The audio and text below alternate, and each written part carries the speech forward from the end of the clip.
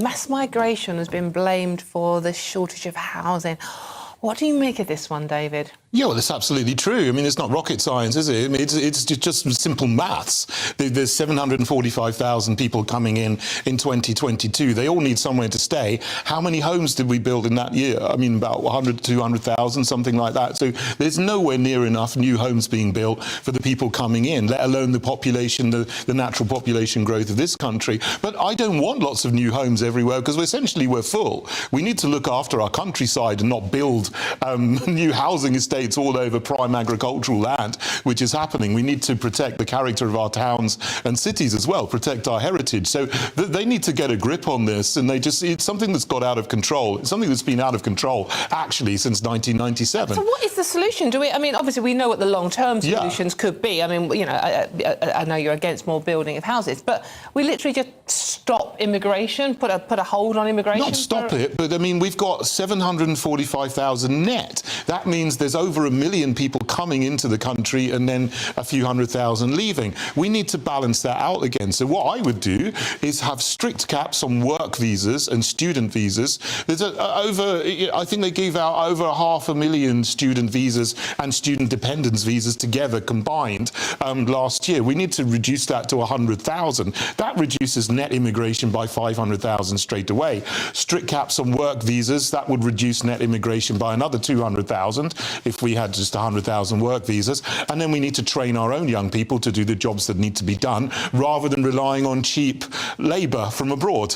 Well, I don't know how it would be done, but what would you say to the suggestion that somehow, I don't know how to phrase this, but Indigenous Brits were given priority in the rental housing market? Well, they should do, but I mean, it's hard to do because if someone actually has, you know, the right to live here, I mean, you're going to say then to a landlord, well, you can only rent a house to this person and not to that person. I mean, you need to address this on a more fundamental level and say, well, we've got to get immigration under control and then, you know, reduce the demand because the supply is never going to meet the demand that we have here. And so, you know, I think we need to address it in that way. OK, Aaron, coming to you. I mean, is it dangerous to blame migrants for this? I don't think it's dangerous, but I also don't think necessarily blame is the right word. I mean, the people coming over here probably would like cheaper rents as well. One funny thing for me is that because the net immigration figures for last year were revised up, that now means they're going down. So they would have been revised up to 750,000. I think now it's something like 600. It was 600, yeah. Basically, over 2 years, it's 1.3 million now, which is Birmingham, basically. Hell of a lot of people. But I just find that amusing because Rishi Sunak will say, we've got it under control, it's coming down. And what's remarkable about all of this, Dawn, is that the Tories have done the impossible. A plurality of Remain voters now think net immigration is too high. So a Conservative government has acted in such a way over the last 4 years that a plurality, so not a majority, but more often than not, of Remain voters in the 2016 referendum think net migration is too high.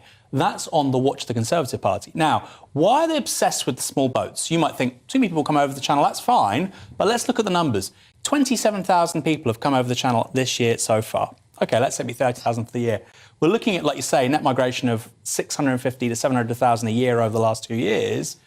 They focus on that precisely because of the failings on legal migration.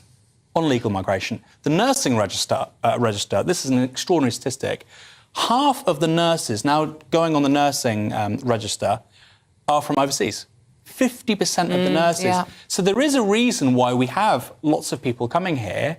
It's because if we didn't have them coming over here, we'd have economic contraction. They love to talk about, oh, GDP's going up. It's not going up per person. It's going up because we're having so many people come here. The NHS would be struggling, wages would go up. There's a reason they don't do it, but they don't want to talk about those because, of course, that would mean a rethink of our economic model. OK, right. Unfortunately, we're running out of time. Again, it's a brilliant debate, isn't it? Lots of good debate on this one. Right, lots more coming up on the show as well. It's been... Oh, we're talking about the weather. We're British, why wouldn't we? It's been a frosty start to December. It's called winter.